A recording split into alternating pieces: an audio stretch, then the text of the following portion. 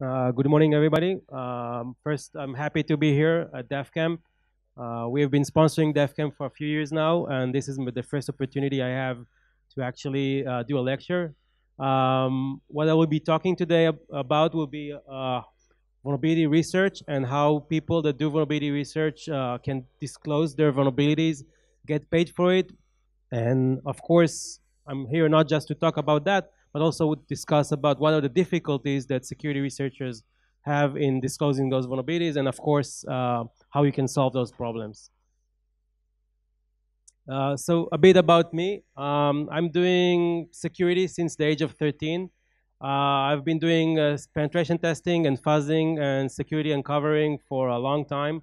I have 40 vulnerabilities that I've discovered over the years in different various products like Flash, Microsoft, Oracle. I wrote most of the code, or at least 50% of the code of Nessus when it was still open source, and about 500 tests out of the 1,000 that it had back then. This is, of course, before it became commercial. Beyond Security, the company I work for, is not part of the Nessus today because, of course, it's been commercialized. A bit about Beyond Security with the company I work for. I founded it with I founded Beyond Security with Aviram Janik, my colleague. When we started off in '99, we were doing security testing and uncovering vulnerabilities, and we decided to focus in three areas. The first one is doing secure disclosure, allowing security researchers to publish their findings and get money from that for those discoveries, and also get publicity for it. The second part that we have done in Beyond Security is allow people that have infrastructures, networks, systems to scan their network and get a report of all the vulnerabilities that they have. This is done by a product called AVDS. And the third part of what the company does is a tool called BStorm. BStorm is a security fuzzer. It allows you to test the product that you are about to ship as a vendor, or test the product that you have received as part of your engagement with a company that you were requested to uncover vulnerabilities. BStorm does fuzzing and security testing, which means that it communicates with the product that you have received, and it will do things like buffer overflows, format string, integer overflows, try to uncover SQL injections, and it can do that on a variety of protocols. Besides HTTP, it can also do that on SMTP servers for mail, FTP servers for file transfer.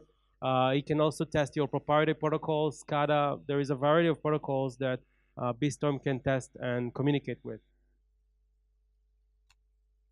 So let's jump into what the lecture is today. I know that there are a lot of security researchers out there that want to get their findings out, and they are facing problems. So the researcher, on his side of the work, he wants to research. He wants to find vulnerabilities. He wants to do the fun part of uncovering those problems, uh, writing an advisory, writing some shell code, and probably get paid for it because this is how he sees the process. But he comes across a lot of problems. One of the problems that he comes across is that it's a lot of hassle to uncover vulnerabilities, but it's also a lot of hassle to disclose them to the public for various reasons. One of them is that in many cases, the disclosure can go really wrong. This is an example of an email I got when I tried to report a vulnerability in a product that I found a vulnerability in. And the first reaction by the vendor was not, oh, great, then send me the information. We'll get right away to fix it. His reaction was, we don't have any security vulnerabilities. We just finished the Microsoft SDL certification.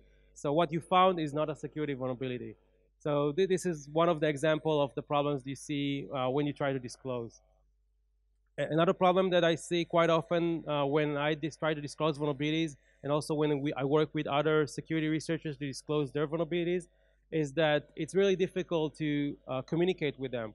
In many cases, though English is an international language, the way we communicate in English is very difficult between countries because the person reading it might not understand what you mean exactly, doesn't understand the way you're describing the problem, the way that you're trying to get this information out. Also, you might not understand what you're trying to gain from this disclosure. Are you trying to, for example, coerce, or you're trying to, extort them? You're trying to get money from them.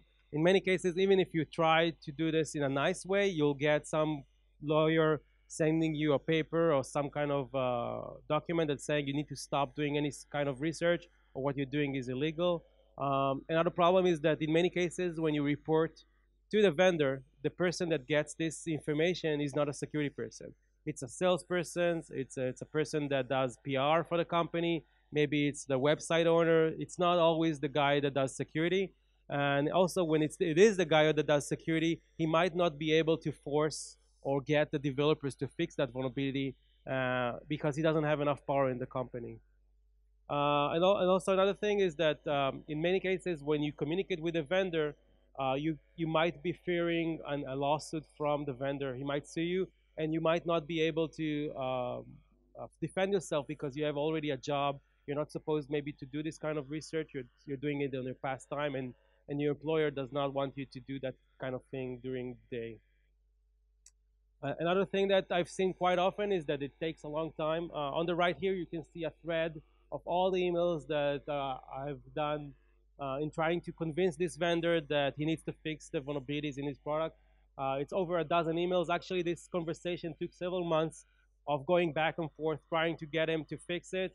And of course, then after he fixed it, publish an advisory. And then after he published an advisory, could we inform our customers about this problem? And you can see this kind of problem is a day-to-day routine for reporting vulnerabilities. This is not, a unique case. It's not like something that only happens once.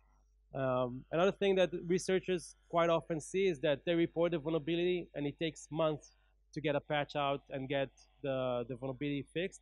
And they want to move on. They don't want to still keep an eye for that old vulnerability that they found like 3 months ago. This is an example of vulnerability that took 3 months to even get acknowledged and fixed by the vendor, even though it's a high-risk vulnerability that allows you to compromise a remote server. Another problem is that in many cases there is a bureaucracy or there is a hostile response. This is an example of that same guy that I sent the email. In one of the emails that he sent back to me, he said, okay, if you continue doing this, I'll talk to my attorney and we'll get you sued. So you need to stop doing anything you're doing at the moment. And he even used very threatening words. He didn't say, you guys need to stop doing it because I need more time or something like that. He immediately said, I would recommend to stop doing everything, or I'll contact my legal attorney, and obviously the next step would be to send us a letter from an attorney and sue us. Another problem is that the researcher wants to do it responsibly. He wants to send it to the vendor, but do it in a process that would not cause him any problems. So he tries to see, well, okay, what's the process? He goes to the vendor website, starts looking around, finds maybe an email of a person, sends the guy an email. He doesn't know, the security researcher doesn't know how to do it. He needs somebody to guide him through. He needs some kind of guidance or a document. So he finds some kind of policy on the internet. He reads it. He tries to follow it, sends an email to security at, gets no response, sends a few emails, posts an email on the full disclosure list, maybe gets the vendor to respond, but he doesn't know the steps. He needs somebody to guide him. He needs somebody to help them do the process. In many cases, for example, in Germany, disclosing a vulnerability that might affect the privacy of people can get you sued by the government. The government of Germany does not allow you to disclose vulnerabilities that affect the privacy of people. And in many cases, the security researchers are not aware of this, and they might endanger themselves by doing that kind of thing. Another thing is that in many cases, like in France, for example, the disclosure of vulnerability is actually illegal. You need to do this directly with the vendor without any publicity or whatsoever, because it's illegal to publicize any exploit or any vulnerability that you can use to harm people. Um, in the end, most of the people that do security research, they're either doing it because they were hired to do it or because they're trying to get money for their research. And this is something that is not guaranteed. When you send a vendor a report about a vulnerability, there is no guarantee that you'll get paid for it. So you might be giving basically the vulnerability and the bug for free, which is not helping you as a security researcher. You want to maximize the amount of money you get for that security research. So you need to negotiate this with the vendor. In many cases, this negotiation is difficult. It's not so intuitive you for as a researcher because you're not doing a sales. You're not a salesperson. You're a researcher. And another thing is that you as a security researcher, you're trying to publicize your information and get paid, and you don't want to start hassling with contracts, start hassling with negotiation about price. You want just to get the information out and get paid for it. A lot of security researchers, when they try to do security research and get their information published, they get a lot of people contacting them and doing some things that are really shady. I've given two examples of attempts to contact security researchers from shady companies. You have an example on the left, an email from a person that's trying to buy PDF vulnerabilities and Flash vulnerabilities, but the way he writes it is very unclear. It's not clear what he's doing. Like it's not clear, like what he's doing with that information. Is it like a legitimate business? Is he even notifying the vendor? How is he paying? Who is behind? Who is getting this information? And on the right, there is another example which shows that they're using like Tor services and like a Tor website. So everything is like masked. So you don't even know where this information is going to. It's not going directly to the vendor or some kind of reputable agency like CERT or something like that. A few years there was a big boom, and actually it's quite big now. There's a lot of bug bounties where companies, vendors, as well as like organizations, they offer money to security researchers for the information that they discover. The problem with the bug bounties from the security researcher perspective is that each bug bounty has different rules, different payouts.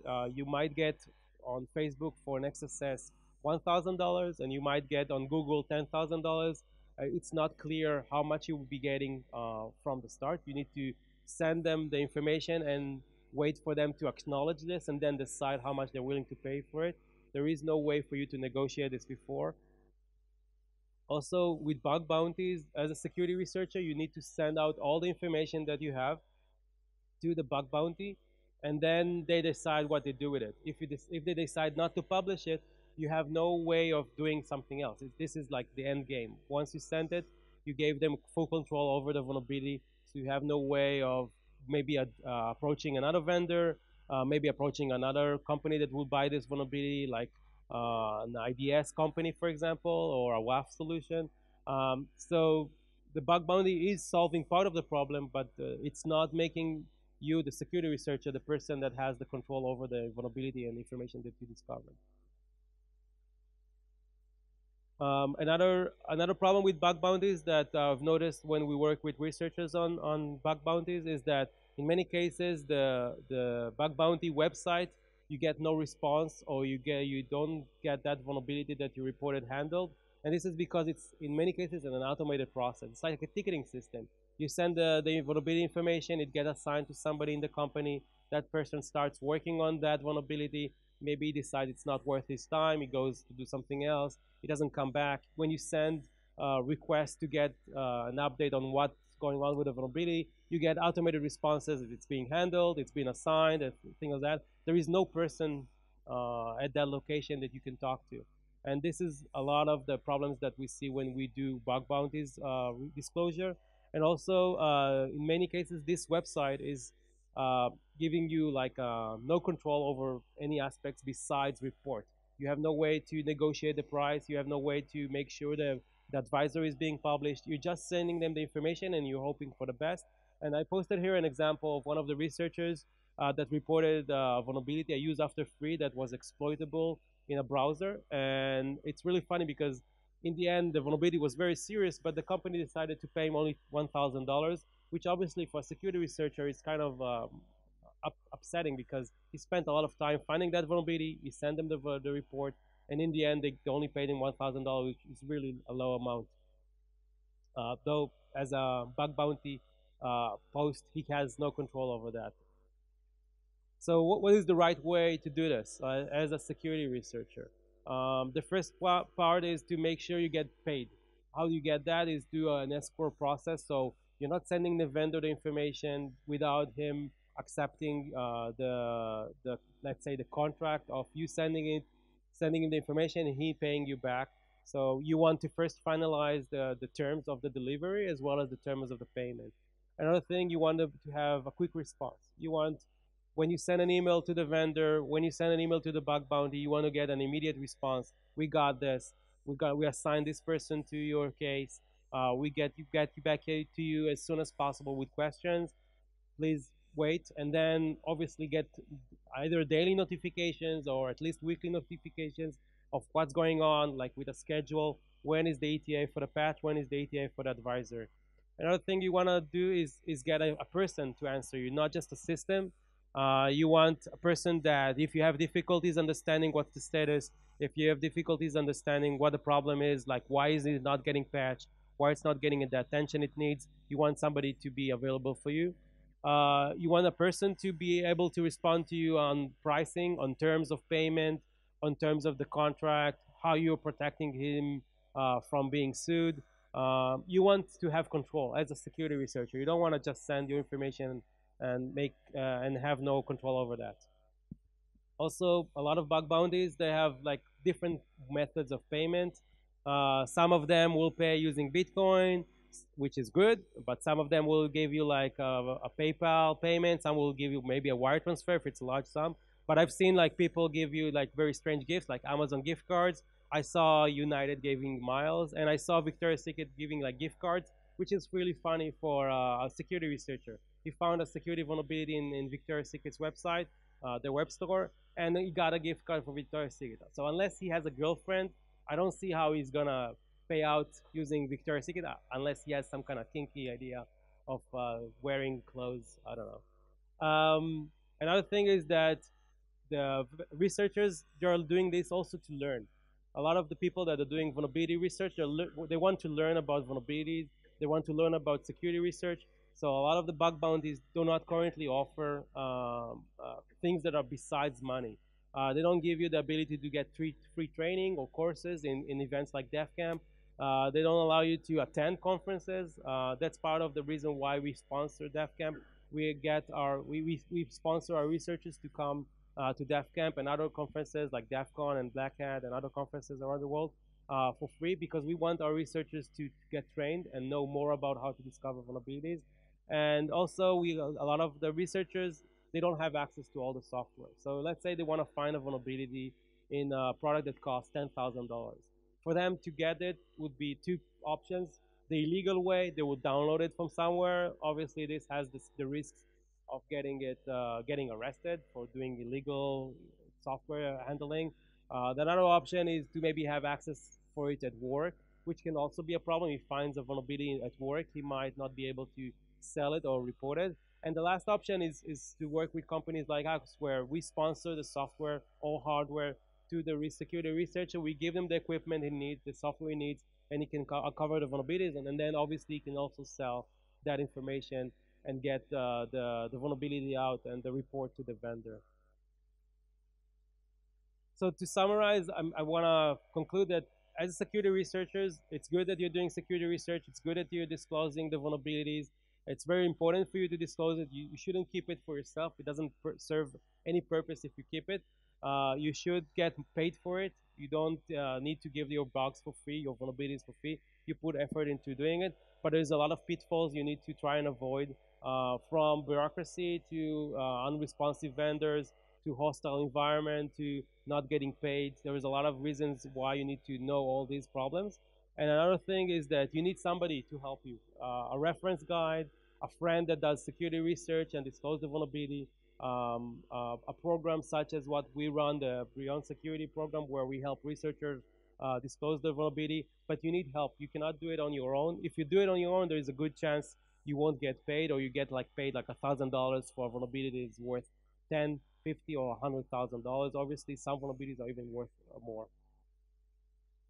So obviously, I'm giving this talk for two reasons. One is to help you educate, and also talk that about Beyond Security, about the program that we give and help security researchers get paid and disclose their information and get publicity for their vulnerabilities.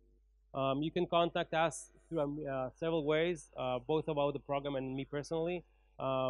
Thank you for your time this morning, and now I'm sure you get more technical lectures than what I gave. My lecture was more like an overview of security disclosure and vulnerability disclosure. Thank you.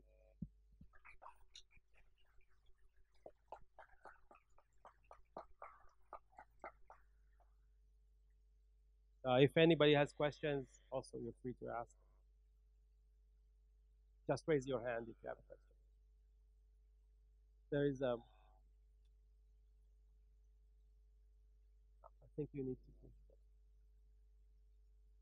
So, what happens if you report a vulnerability to a vendor and then he asks for some proof, obviously, before paying out?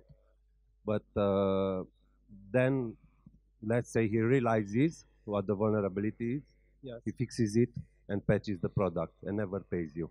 Okay. Do you have any weapon against this kind of practice? So this is the part of what we do as a company. We do an escrow process where we get from you the vulnerability. We get from the customer the payment, like an advance payment. We verify the vulnerability using the description you gave, like we download the software or use the hardware. We verify that what you claimed you found is correct.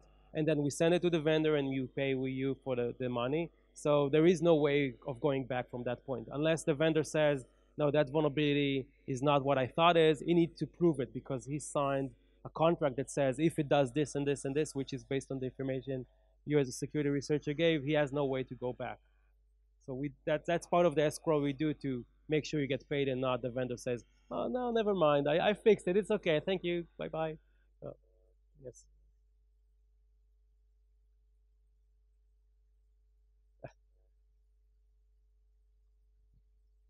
Hi, this is Mark from Avatar. So the question is, I think it's a very laborious process. How do you scale up if you have like hundreds of thousands of researchers reporting to you? Okay. Can you do it? Well, we don't have 100,000 researchers. We're currently working about with 1,000 researchers. The way we scale up is we get more people, more humans to handle the process.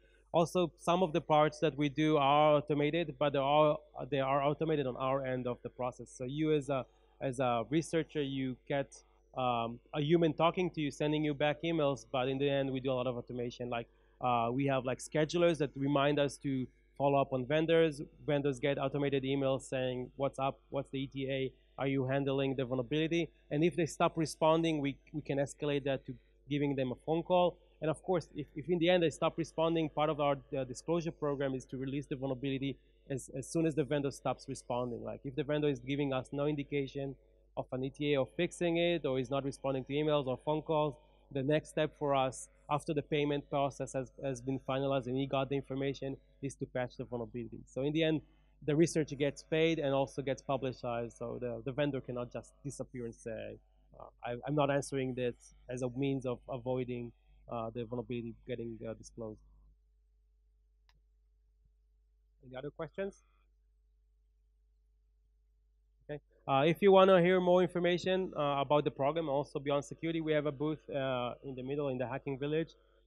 We can get you also. Actually, we had on the way here T-shirts that were supposed to be given out to the attendees of the conference. They got stuck in customs. So if anybody knows a way to hack customs and get them released, I hope they get here in the afternoon. So they're free of charge as soon as we get them. So just come to our booth and